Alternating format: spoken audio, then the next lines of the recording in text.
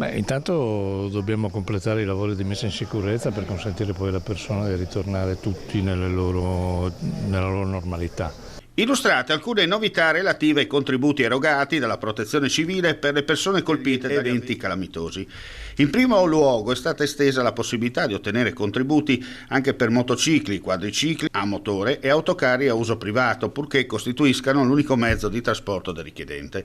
Il contributo massimo è fissato in 6.000 euro per i motocicli e 10.000 per i quadricicli, mentre le domande potranno essere presentate fino al 27 luglio prossimo. È stata inoltre prorogata la scadenza per la presentazione delle domande di indennizzo da parte delle aziende, inizialmente prevista per il 30 giugno di quest'anno e prorogata al 31 luglio.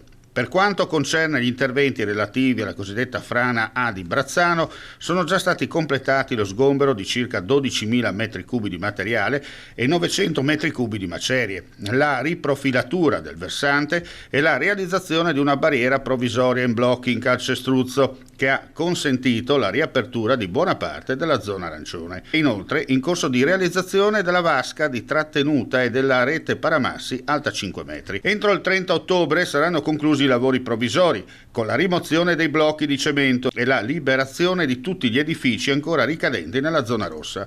L'intervento definitivo di consolidamento dell'intero versante sarà invece completato entro dicembre 2028, consentendo lo smantellamento delle opere provvisorie. Noi andiamo incontro, cerchiamo di dare le risposte possibili, lo faremo ancora con la collaborazione del Comune che è stato determinante.